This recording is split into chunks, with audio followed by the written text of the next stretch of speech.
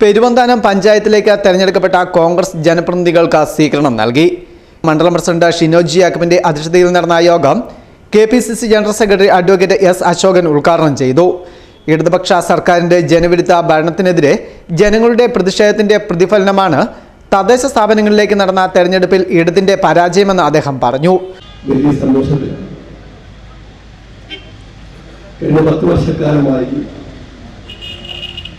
എല്ലാ അർത്ഥത്തിലും കേരളത്തിലെ ജനങ്ങളെയാണ് വഞ്ചിച്ച ഒരു സർക്കാരിന്റെ കൗശം ചെയ്തിട്ടില്ല. നിരന്തരമാണ് ഇന്ന് കേരളത്തിൽ അങ്ങോട്ട് നിയോഗം ഐക്യ ജനാധിപത്യത്തിന് മുന്നിൽ നേതാക്കന്മാരും പ്രവർത്തകരും ആഘോഷിച്ചു.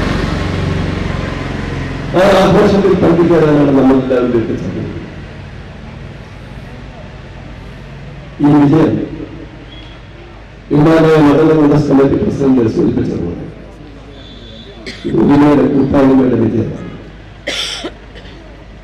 ഇത് കഴിഞ്ഞ 10 വർഷക്കാലമായി കേരളത്തിലെ ജനങ്ങളെ എല്ലാ അർത്ഥത്തിലും വഞ്ചിച്ച ഇടതുപക്ഷ ജനാധിപത്യങ്ങളുടെ സർക്കാരിനെതിരെയുള്ള ഒരു പ്രതിഷേധ കുറിപ്പാണ്. ജനങ്ങൾക്ക് ഒരു നന്മയും ചെയ്യാതെ നമ്മുടെ ജില്ലയ്ക്ക് അപമാനമുണ്ടാക്കിയ ജില്ലാ പഞ്ചായത്ത് ഭരണത്തിനെതിരെയുള്ള നിഷേധക്കുറിപ്പാണ് ഈ പറഞ്ഞത്.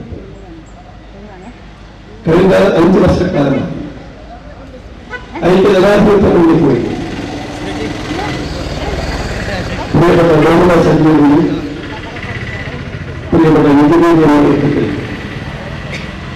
ഐക്യ ജനാധിപത്യം നടത്തിയ സംശുദ്ധമായ ഭരണത്തിൽ തിരുവനന്തപുരത്തെ ജനാധിപത്യ വിശ്വാസികൾ അംഗീകാരമാണ് തെരഞ്ഞെടുപ്പ് എന്ന് ഞാൻ വിശ്വസിക്കുന്നു.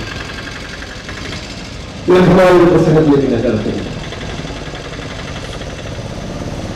ഈ മാറ്റം ഈ പഞ്ചായത്ത് ഗുണകരമായ നേട്ടങ്ങൾ ഉണ്ടാകട്ടെ എന്ന് ഞാൻ ആശംസിക്കുന്നു. ഈ തെരഞ്ഞെടുപ്പിന്റെ പ്രവർത്തനത്തിൽ എല്ലാ പ്രിയപ്പെട്ട നേതാക്കന്മാരും block Congress general secretary KM Ramadas സ്വാഗതം ആശംസിച്ചു. DCC മെമ്പർമാരായ MK Shajahan Madathil, VC Joseph Vettikattu, TC Mathew Cherlel, Azhutha block മെമ്പർമാരായ John B. Thomas, Jeevamol KK, മുൻ പഞ്ചായത്ത് പ്രസിഡന്റ് നിജിനി ഷംസുദ്ദീൻ, മുൻ വൈസ് പ്രസിഡന്റ് ER ബൈജു തുടങ്ങിയവർ സംസാരിച്ചു.